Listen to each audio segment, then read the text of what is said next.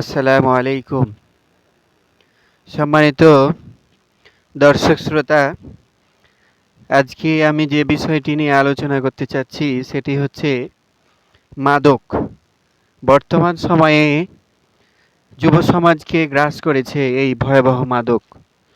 মাদকের কারণে ব্যক্তি জীবনে, পরিবার জীবনে অশান্তি এবং মাদক থেকেই আরও নানা ধরনের অপরাধের জন্ম নিচ্ছে। তো মাদক আসলেই একটি পরিবার, একজন ব্যক্তিকে ধ্বংস করার জন্য আমি মনে করি যথেষ্ট। একজন ব্যক্তি মাদক গ্রহণ করার ফলে সে হচ্ছে কি যে মস্তিষ্ক বিকৃত হচ্ছে। সে হচ্ছে রাস্তায় মহিলাদেরকে, নারীদেরকে উত্ত্যক্ত করছে, অসম্মানজনক কথা বলছে। যখন একজন মাদক সেবনকারী পরিবারের মধ্যে আসছে, তখন সে তার স্ত্রীর প্রতি অন্যায় আচরণ করছে, তার সাথে মন্দ আচরণ করছে এবং তার পরিবারে অশান্তি সৃষ্টি হচ্ছে। আর একজন মাদক সেবনকারী যখন মাদকের জন্য টাকা পাচ্ছে না, তখন সে চুরি, ডাকাতি, ছিনতাইয়ের সাথে জড়িয়ে যাচ্ছে। এবং মাদক শুধু নিজের ব্যক্তিগত ক্ষতি করছে এটাই না, একজন মাদক সেবনকারী তার শারীরিক ক্ষতি হচ্ছে, তার আর্থিক ক্ষতি হচ্ছে, পারিবারিক ক্ষতি হচ্ছে, সমাজে বিশৃঙ্খলা, রাষ্ট্রে বিশৃঙ্খলা এবং অন্যান্য অপরাধের জন্ম দিচ্ছে। তো এই মাদকের ব্যাপারে আমাদেরকে কঠোর হতে হবে। মাদকের বিরুদ্ধে আমাদের অবস্থান কঠোর হতে হবে। আপনারা জানেন যে প্রত্যেক জেলাতেই একটি, দুইটি বা তিনটি করে মাদকদ্রব্য নিয়ন্ত্রণ অধিদপ্তর এর পক্ষ থেকে শর্ত সাপেক্ষে কিছু মদের দোকান কে অনুমতি দেওয়া হয়।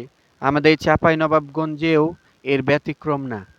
কিন্তু সেই শর্তগুলো তারা মানছে কি না এই বিষয়টি তদারকি করা অবশ্যই দরকার, এবং সেটি করতে হবে মাদকদ্রব্য নিয়ন্ত্রণ অধিদপ্তরকে। আপনারা জানেন যে অমুসলিমদের মাদক গ্রহণের একটি অনুমতি রয়েছে, কিন্তু যারা মুসলিম তাদেরকে কিছু কিছু শর্ত সাপেক্ষে অনুমতি দেওয়া হয়।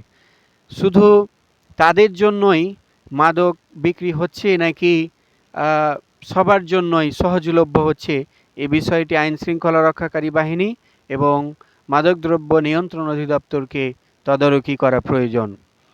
যাদের শর্ত সাপেক্ষে যেসব ব্যক্তিরা অনুমতি পেয়ে থাকেন তাদের কথা ভিন্ন, কিন্তু যত্রতত্র যেখানে সেখানেই যদি মদ বা অন্য যেগুলা মাদক দ্রব্য সেগুলো সহজলভ্য হয়, তাহলে রাষ্ট্রের শৃঙ্খলা বিঘ্নিত হবে। আমি মনে করি যে মাদকের ব্যাপারে আমাদেরকে সোচ্চার হতে হবে, এবং যারা শর্ত সাপেক্ষে মাদক সেবন করার অনুমতি পেয়েছেন তারা ব্যতীত যেন কোনো মুসলিম সহজেই মাদক সেবন করতে না পারে, এই বিষয়টি আমার পক্ষ থেকে অনুরোধ থাকবে। আর আমরা গত 12ই ফেব্রুয়ারি সংসদ আমাদের নির্বাচন অনুষ্ঠিত হয়েছে। আমরা চাঁপাইনবাবগঞ্জ সদর 3 আসন থেকে একজন সংসদ সদস্য নির্বাচিত করেছি বা একজন আমরা পেয়েছি। তিনি আমাদের সবার প্রতিনিধি। আমরা যারা তাকে ভোট দিয়েছি তারা, এবং যারা হচ্ছে দিইনি বা অন্য মতের তাদেরও সবার প্রতিনিধি তিনি।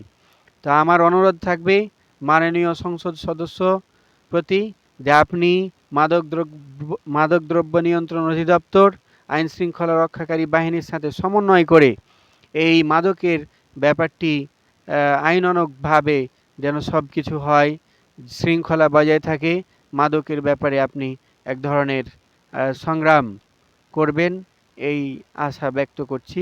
ধন্যবাদ সবাইকে।